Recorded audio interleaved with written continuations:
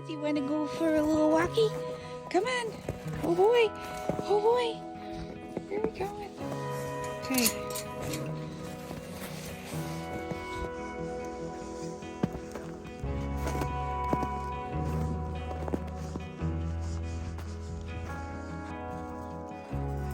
Oh my. Where'd you come from? Got through almost 30 gallons. Wow. Here we go. 30 gallons.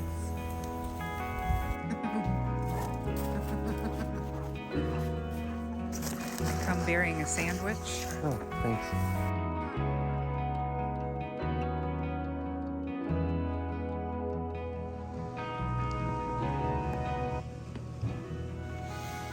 All that work. This is what it yielded. So if you guys want to know why maple syrup is so expensive, it's because this was 58 gallons of sap, which took all day to process, and then another 4 or 5 hours to process inside and then can. And this is what we got for that yield. So when you process 50 gallons of sap, you have an expectation of what that's going to yield. It's not always what you expect. Hi guys, happy Palm Sunday. I wanted to come on here with a quick message and talk about expectations. Do you ever have expectations on how God is going to move in your life? Or you're expecting something to go one way and then it doesn't pan out that way and you're disappointed because your expectations had you looking to a specific outcome, the way that you thought it should go. Imagine being the disciples in Jesus' time when he says that he has come to be King of Kings.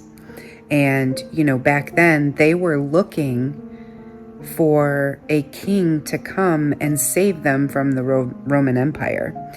And so I'm sure that they had these wild expectations of how Jesus was going to be the king and how he was going to serve his people. And I'm sure there was an expectation of how he was going to show up. And on Palm Sunday, when Jesus rides into the city, I think they were probably expecting the king, right, to come in on a fancy horse or a steed. Just like Jesus and his way he did things, fashion of Jesus. He always did something that was just unexpected. And the King of Kings rides into town on a donkey. Yeah. He rode in on an ass. That's what it is. Imagine that the disciples are probably somewhat disappointed in that was not what they were expecting. Jesus has a way of doing this throughout our lives, showing up and doing things unexpectedly that don't match our expectations. So if there's something going on in your life right now and things aren't panning out the way that maybe you thought they were going to, your expectation is for one outcome. But understand this, God always knows better. God always has our best interest at hand. Because our expectations and the way that things should go, well, they're flawed because, we're human. So if there's something in your life right now and there's an outcome you're looking for, don't be married to a specific outcome. Because your expectation of how things are going to unfold could be completely different than what God has in store for you. But just know that what he has in store for you is perfect. It's good, and it's exactly what you need. It might not be what you want, but it most definitely will be what you need.